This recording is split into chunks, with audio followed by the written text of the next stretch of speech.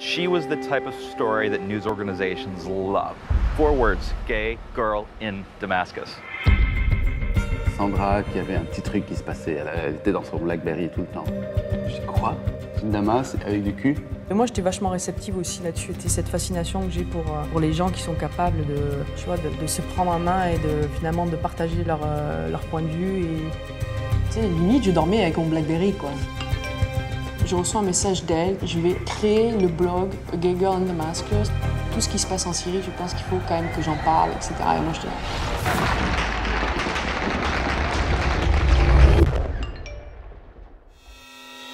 I became aware of Amina just because there was press coverage, but I didn't pay close attention to it until Amina was kidnapped. People were twittering to me. I think there was already a Free Amina campaign. We can save her life. We can save her some torture. You need to help us find her. We couldn't contact the family. No one could find out who she was. Who is this girl? There is something wrong about this. I just went, my God, this is fiction. How far did this hoax go? Who was behind it? We weren't tweeting about what was actually happening in Syria. Our eyes were off the ball. It makes me very angry to make people care about you, make people worry about you. It wasn't a victimless act. You have ownership of the story. You get to decide when it ends. I came for you. I think we have to talk. Oh my God.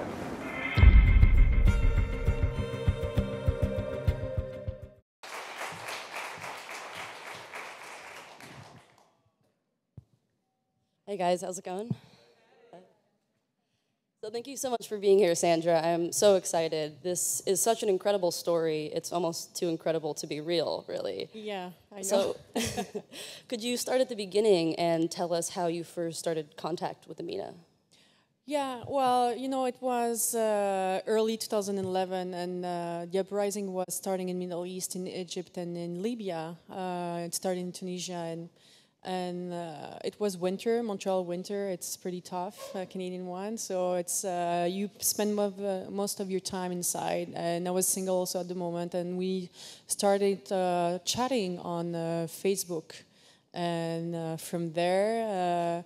A couple days after, she told me that she had the intention, because she was an American-Syrian blogger who was living in Damascus, she had the intention to create that blog called A Gay Girl in Damascus to just report and document what was going on in Syria, in Damascus at the moment, which was very, very important as the regime blocked any access for foreign journalists or media. So that's how we started it. And so, was there any point at which you suspected her identity, or when did that suspicion arise? Well, yes and no. I think I had a couple of doubts through the relationship, but you know, I was pretty hooked to what Amina was doing in Syria, and it was a really tough times for Middle East, and especially for Syrian people that were trying to create a revolution and trying to overthrow the regime. So, you know, I had doubts, but they were pretty much chased from different reasons. And the first one is, of course, I wanted to Skype, but if you actually looked at that moment, it was very hard to establish a Skype connection in Syria. Most of the connections, internet connection, were dropping, or you were banned of connecting. So some areas didn't even have internet. So for me, it made sense when I couldn't get a hold on Amina on Skype. So, you know, I was just like, trying to understand better what was going on, and I was trying also to support someone that was very outspoken and trying to document what was incredible happening in Syria at that moment. And when Amina got kidnapped, as we see in the trailer, that's when things started to change and more of the media started to pay attention. Yeah. Yeah, exactly. And just to step back a little, I think what really got a lot of attention was when The Guardian conducted that interview. When you think about it and when you read the interview, when it was out, actually, you really thought it was a live interview, a one-on-one between that journalist who's working behind an alias in Damascus and Amina. But we learned after that the Guardian never actually met Amina face-to-face. It was an interview that was conducted through email. But at the moment, the way that it was written, you could understand that it was a real person. So all my doubts that I really had a couple of weeks before or a month before were totally erased at that moment. And I were like, of course, the Guardian met her. How can I keep on doubting her? And from there started all that media attention. And she got a lot of exposure, and the blog got a lot of exposure. So did I, in a way. So of course, when she got kidnapped, it went crazy. It went crazy because the blog got a lot of followers as well. And I was in the middle of that story because I was campaigning to free Amina, to find her and to see if she was detained or if she was like tortured, as a lot of other bloggers are in Syria or other countries in Middle East. So. And in the film, we see you going and talking to journalists and different people and investigating, who Amina actually was. But what was the actual moment when you first realized that she didn't exist? First, I realized it when we had Jelena Lecic, a Croatian woman living in London, that went to the BBC and made that interview saying that her face that was everywhere in the news were actually hers, her pictures, and it was not Amina's. So that was the first shocker. And they were like, okay, well, Amina doesn't have the face I'm used to, but still, there's still someone I've been writing to. And it was also a current thing that a lot of people that are like being activists or under a repressive regime hide behind another picture, another one. You have Avatar. So I was surprised, deceived, but in a way I was like, well, okay, sure, but there's still someone being detained. So my focus was really to find her and to try to make sure that she was okay. So that was the first shock. And I think that the second shock was when Andy Carvin from NPR started asking questions online about who had met Amina. And a lot of answers he got were really upset answers, saying, "Why are you doubting her? She's speaking for us." No. But we realized that a lot of people were saying, "Yeah, I met Amina," which was never met face to face. It was through email again, through chats, and she never actually met anyone real online, like on social media, that Andy could actually get a proof on. So that was a little tricky, and we were like, okay, something's off here.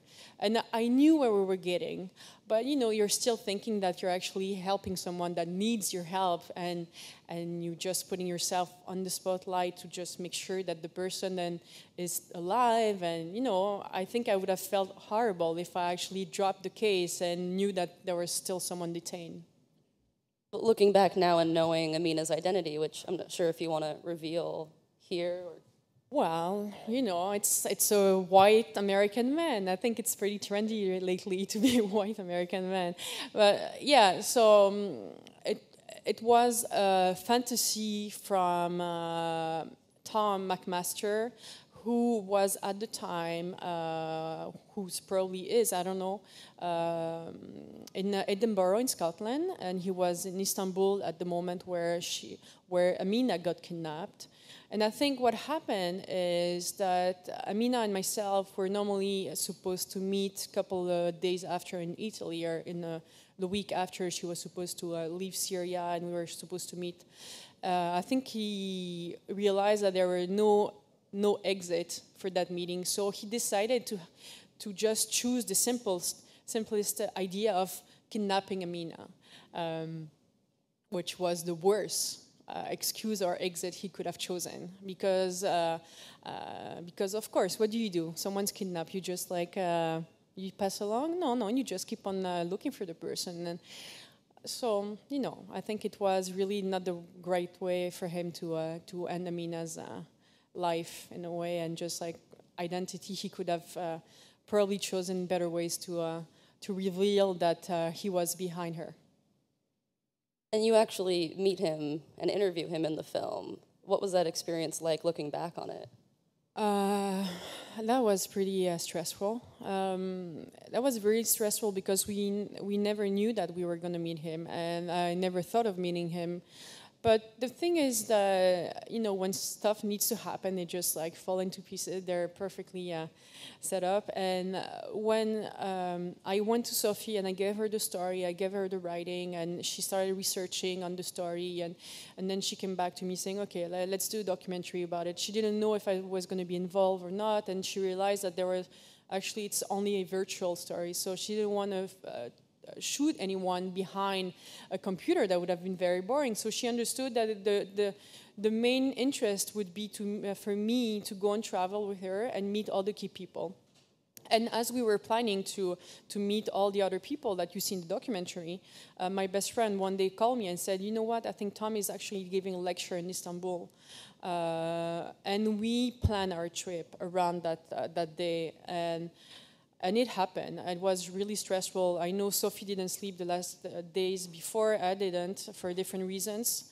And you know, you fantasize, you just project yourself, and you have a lot of apprehension. But when you meet the person, and it just like he just comes back to being human. You know, there's no more like fantasy. It's just like you and him. And I think it was very important for me to actually get back control of the situation, which I really lost.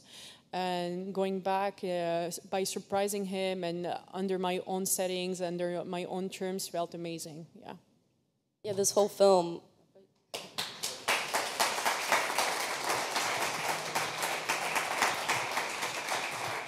I mean, the whole film is so cathartic, I can imagine, because you're really reliving the experience, and here you are promoting it again. What was the experience of traveling across the world to meet all these journalists and hear about their sides of the story?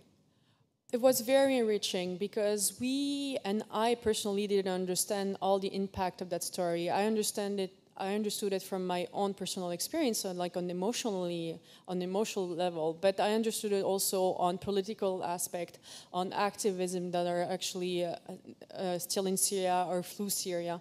Media people.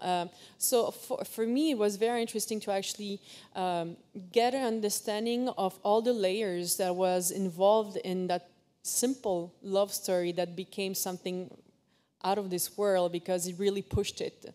And it was enlightening. It was enlightening also to have face-to-face with these people that really got hooked and are great professionals, but that got fooled also like me. And I don't know, just like exchanging, and I'm guessing that all these travels and all these encounters really brought me a lot of closure also on that story, and feels pretty good now. And I think this is why I'm happy to promote it and happy to support the project, because it covers a lot of topics that I think a lot of people should be aware of, and you know, not to being lied to. Or at least be aware of actually how you connect to others and what you believe of media and out of other connections. Do you think that something like this could still happen today? I think it did. I think the last 3 or 4 years since we started the documentary, we've seen a lot of hoaxes. I remember that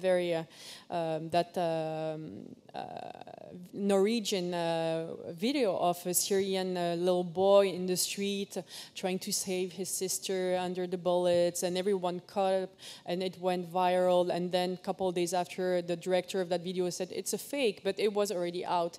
And I think this is how we connect. We really need to emotionally get engaged in something to actually start sharing it. If there's no emotions out of it, we probably don't care.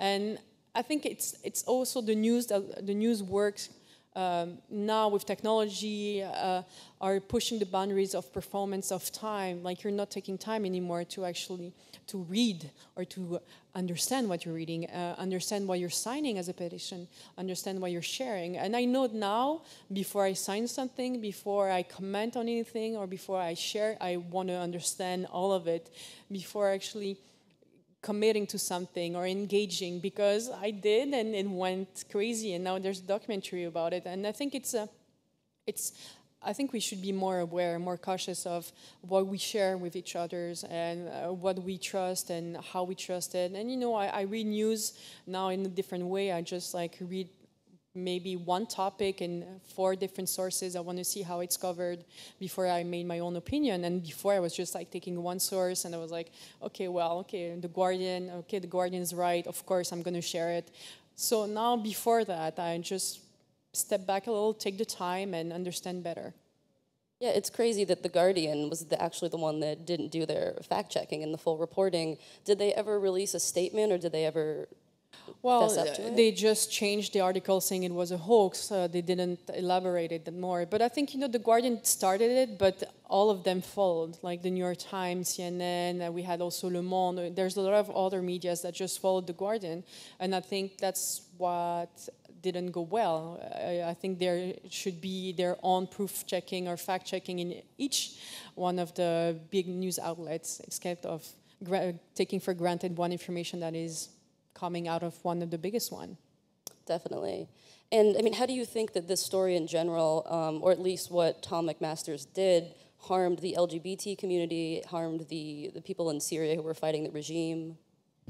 Well, it happened, a lot of people, when Amina was kidnapped, tried to find Amina on the ground and in Damascus. So most of them are whether Syrian activists or LGBT activists in Syria. So it's pretty hard to be gay or queer under a repressive regime. So they had to really take a lot of risk to just search for someone part of that community, because you don't know who's the spy or not, who's hiding behind secret police. So it was really difficult for them to get a sense if they were actually at risk or not. And then you have the Syrian activists that are trying to spread the word about the revolution. And then the regime, when they understood that was a story created by a white man, took back that story, saying, you see how Westerners are trying to pretend that there's a revolution happening in Syria and there's nothing going on here. And it's a homophobic regime also. So a lot of people got like threats, and some of the people that we've interviewed and we see in the documentary have flown from Syria, and they're whether in Canada as refugees, whether in Washington, New York, because it's also life-threatening for them. And having gone through experience this and, watching the movie and talking about it now, why do you think that he did this? I think I don't know why he did it. I think why it lasted that long was because he got hooked by the writing challenge. I think I was also a pretext and a great boost for him to just upscale his writing and just being challenged to be a better person on the other side, even if it's a fiction one. And he got hooked emotionally, I guess, also through the process of he didn't want to end it. He felt satisfied with the story, and this is where I get my personal satisfaction is I never lied through the process, never lied through the story, but Tom did. So for me, when the story happened, of course it was really, really hard on me, but then you just try to start your own personal process of deception and just being cheated on and such in a mediatic way. But after that, you're just okay, it's someone that I dated, but it's the past. For him, I'm still the same person. I'm still here, I'm still real, I'm still the same. So I'm sure it was easier for me to just move forward than it probably is for him. So that's my personal satisfaction. Why do you think that the media and just people in general sort of fell for it or believed it? Well, I think it's pretty attractive. I think nowadays, and we're trying to be really, we're trying to edit the news in a way that you're getting hooked in a second, and and Andy says it perfectly in the trailer, gay girl in Damascus, very exotic, very fantasy, and you have that kind of fantasy about it. Only with the title, you just project yourself and you have a version of Amina only by reading it.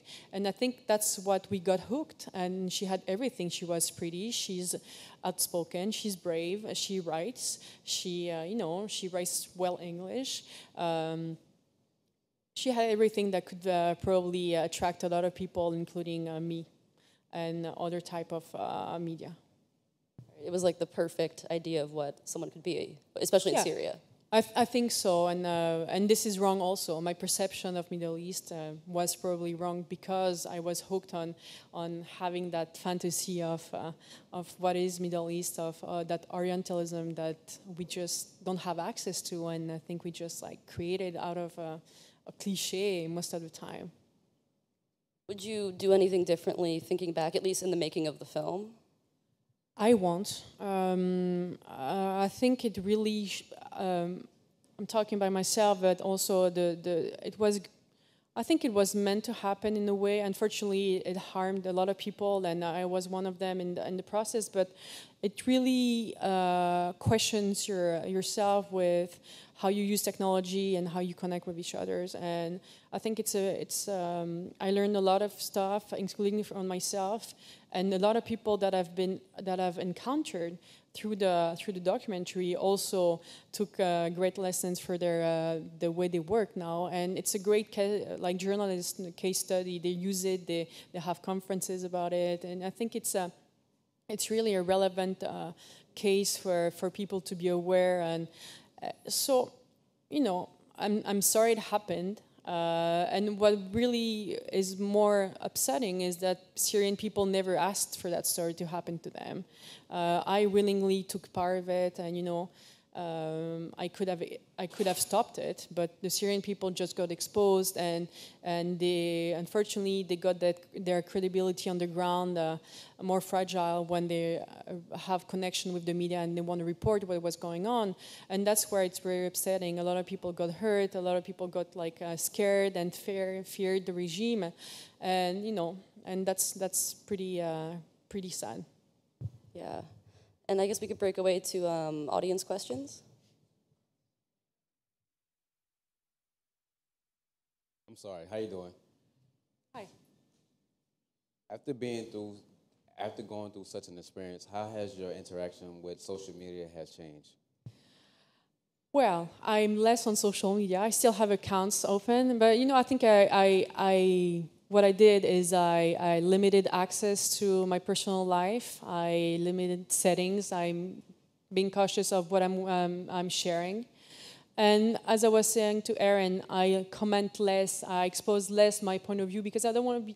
I want to be sure that the story I'm commenting on I know from A to Z, which is barely the case. When you actually share something, you just know a hint of the story, and sometimes it reveals that it's on the opposite side. It's only one version of the story, and I think it's and one when we met Andy Carvin Danny. When we premiered it in Sundance, they told us something very fun, is that now media just double check facts on social media. The more it's talking about on social media, the more it seems likely that it is real. And that is a strange way to actually do journalism now. It should be on the other way around. But now it's so about performance that they really need to be there to be the top first one. So my involvement has totally changed on how I see and read and share and expose it. So I'm still there, but I'm really more passive than I was probably a couple of years ago. How you doing? Piggybacking off his last question, this is a little more geared towards you, because I see that you're a genuine person in terms of, caring about the culture of the people, like whether it's Western, Eastern, Middle East. What is your advice for a younger generation, and even like an older generation who still has that mindset where everything is credible from credible sources? What is your advice to the younger generation who is not even used to thinking, really? Yeah. With just double checking the authenticity of certain news and media and avoiding to be fooled just like you were fooled. Sure, thank you for your question. I remember at one screening we had, a father came to see me after. He's like, I'm coming back tomorrow with my 18-year-old kid. He's like, this is so important that he realizes how out of hand it can go when you actually take part of something. And you know, I really hope that the documentary gets more educational perspective, and that it's getting more into schools. And because I don't think they realize it. You know, I have a younger brother who's 25, who's really not into social media. But I know when he saw the documentary, he was like freaking out. He was like, oh my God, how can you do that? And then I'm like, well, you know, it happens to everyone, and probably it can happen to every type of profiles. But sometimes you just, out of kindness and out of trust, get there. And it's probably pushing your boundaries. But I would say, and it goes the same for being bullied online. You know, for me, it's the same process, is never engage online. I would never engage online anymore on personal comments or share anything personal. I think it's really more about live interaction. Live interaction is pretty easy to solve, but as soon as it gets texting or picture, and you know, and it's not said in the documentary, but one of the first thing we actually did when the story broke, my best friend hired a lawyer and made him draft a document protecting me for all my pictures and writing that I've sent. He said, this is the first thing we need to do. I'm like, okay, sure, let's do it. But you don't think about it till it's actually happening to you, and you're like, never again I'm sharing any pictures or anything I wouldn't be happy to see exposed. But unfortunately, I think they need to face the story that happened closely to them to get a sense of how emotionally and you know, turmoil, how emotionally roller coaster that could be for them. Hello. Hi. Even though this whole, for lack of a better word, escapade did a lot of harm, do you think something good came of it? Do you think it allowed Westerners to look into Syria to see what is really going on, what is facts, what is happening over there to different groups of people, particularly the LGBT community? Yes and no. I've been asked that question. It's always very hard for me to tell you if it was a good way of exposing Syrian people, LGBT people. The one that I talked, and if you see the documentary, you'll figure out why I'm saying this. It really was more harmful than helpful because they don't have the laws to protect them. And so as soon as you've been exposed, you're by yourself and you have to run away from the country. So it's not an easy thing. Some people are out in Syria, but they already have a name out there, so it's hard to actually detain them. It's hard to detain them without media to be aware of it. But when you're a singular person and you're gay, you can disappear like in an instant, and no one's going to look for you, or only a small community. So I think it was more harmful for them, and it's a small community that they were in Syria, and it's a strong one, but still I think they're like, it's damaging because they really need to protect themselves, and a lot of them flew. I met some of them in Montreal. I met some of them in Sundance. You know, if they flew, it means also that they were like feeling threats. Last question. Hi, how you doing? Good, thank you. Hi, this is very helpful. This whole thing is very helpful. It's very informative. But I want to know, outside of the film, like being shot and everything, when you were there, like out of the States, the mindset, what kind of mindset did you have waking up in that type of environment versus waking up in the United States like, okay, I'm going down to Manhattan today, I'm going to stroll and do, you know? Or if somebody sees my identity and tries to come after me, 911, I'm good. Mm-hmm. You know, what type of energy and what type of mindset did you have to wake up with facing that and shooting this at the same time? Like, sure. Thank you for your question. Well, it's very interesting because, as you just put it out, a lot of people don't have the North American culture. So for them, it is a big cultural and political impact that we never understood till we got to do the documentary. And one of them is when Amina was exposed, and thanks to Electronic Intifada, and you'll see them in the documentary, they investigated Amina because she was on their list on pro-Palestinian groups. And they thought it was a Mossad agent trying to to get past that and to try to hack their system and get all the names of pro-Palestinian people here in the US. But we never thought about this because that's not the story that we've been covered. So when you actually face and talk to these people that have another background of the story, another link to the story, you're like, oh my God, true, this must be like a lot of scary threats if you actually get past this. And so that's the one thing. And the other thing is that when you go and talk about the movie in Eastern Europe or in Europe, where it is part of education, and I'm French, so I can tell you for this. It's part of our education to be aware of what's going on in the Middle East, more than it is part of North America's culture and story. So we're really aware of what's going on, and pretty closely, as we're all close together, and we have all the refugees or immigrants coming in. So we have a pretty decent way of accessing that information.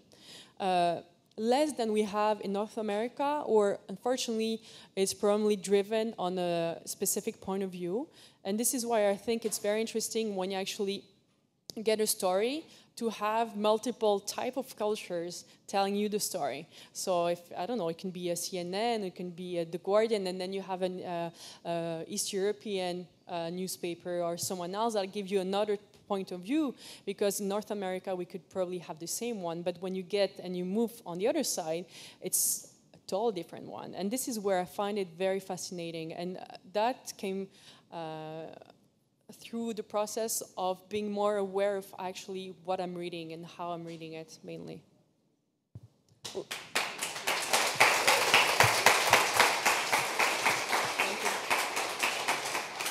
Thank you so much, Sandra, for coming and sharing your experience with us. Thank you so much. And be sure to check out the film on Sundance Now.